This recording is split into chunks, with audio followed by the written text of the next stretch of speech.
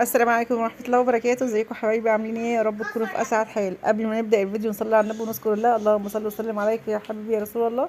اللهم بارك في اي حاجة، في اي حد يحط لايك ويشترك في القناة. النهارده هنعمل بقى ايه؟ هنعمل تورته بالدقيق سبونج. الدقيق سبونج دي بنجيبه من عند الحلواني.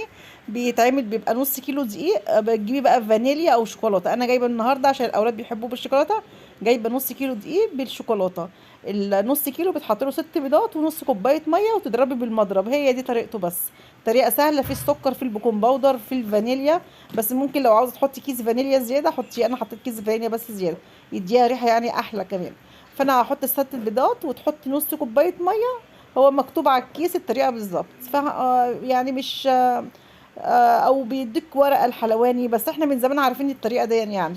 فطبعا لازم يبقى في مضرب طبعا كهربي. الطريقه دي بالذات لازم يبقى فيها مضرب كهربي عشان او مضرب يدوي. بس المضرب اليدوي بياخد وقت شويه.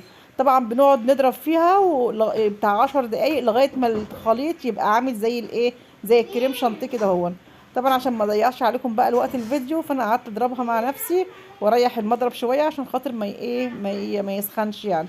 وكل ما يعني كده هو ممكن لسه سايله شويه اقعد اضرب تاني لغايه ما تبقى الخليط عامل زي الكريم شانتيه. يعني تحس اللي هو ايه، تماسك ولونه فتح يعني. بصوا زي كده بالظبط. وانتي بتصبيها في القلب الصينيه. طبعا تدهني الصينيه زيت او زبده وتعمليها بحبه دقيق يعني كده عشان خاطر الكيك ما تلزقش.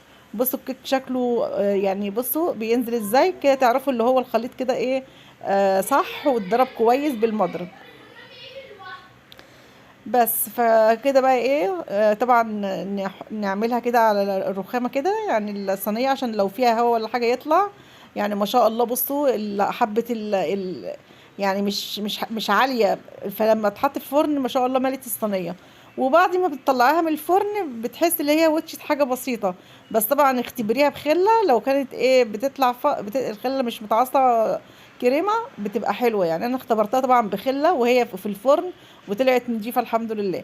فكده ايه، انا كنت عاملاها من بالليل هزوقها بقى الصبح. فكده انا بيتها. وطبعا تبيتيها بفوطه مطبخ يعني تغطيها بفوطه مطبخ عادي. لو انت مش هتعمليها في ساعتها أو انا كنت عاملاها بالليل والصبح بقى ايه هزوقها. طبعا الكيكايه دي انا جبت 8 كيلو كريم شانتيه. وكان عندي حبه في التلاجة يعني خدت 8 كيلو وحبه. طبعا 8 كيلو كريم شانتيه جايباه ب 30 جنيه. والحبه قول مثلا استعملت بتاع ب 40 جنيه كريم شانتيه. والكيكه والدقيق وال6 بيضات يعني كلها على بعضها ما كلفتنيش 100 جنيه. طبعا انت لو هتجيبي تورتيه زي كده من بره هتجيبيها في حدود 300 350. فطبعا العمايل في البيت انضف واحلى وموناها كويس جدا وتحفه. وممكن تقسميها على 3، ممكن تقسميها على 2، بس انا اضطريت قلت هقسمها على 2. طبعا هي طريه وكل حاجه بس احنا بنحبها طريه قوي. فطبعا عملت لها حبه ميه بسكر كده وغليتهم على النار يعني بتاع معلقه سكر على كوبايه ميه. وطبعا ايه رشيت الجوانب منها كده اهو عشان تبقى ايه، جوسي قوي يعني تبقى طريه قوي. وبعد كده بقى ايه انا هزوقها. انا خليت حبه كريم شانتيه ابيض والتاني حطيت له معلقتين كاكاو وانا بضربه عشان يبقى ايه كلها كيكه شوكولاته في شوكولاته. بس يعني في النص عملتها ابيض. وطبعا تقعدي تعمليها. انا طبعا عاملاها ايه، كنت بعملها قوام قوام عشان الاولاد كانوا حواليا. فطبعا انت ممكن تظبطيها عني بكتير قوي. انا كنت زمان بعمل الحاجات دي وبظبطها. بس دلوقتي ايه يعني انا كنت بعملها بسرعه بصراحه. فطلعت شكلها جميل بس كانت عاوزه حبه تظبيط شويه يعني. انا بعترف اللي هي كانت محتاجه تتظبط شويه. كده بقى احنا حطينا الاتنين على بعضهم من في النص كريم شانتيه ابيض. وعلى الوش بقى ايه الشوكولاته الكريم شانتيه اللي انا حاطه عليه الكاكاو. وطبعا انا كنت في نفس اللحظه بعمل برضو كيكايه بالشوكولاته اللي انا عملتها كتير في القناه عندي.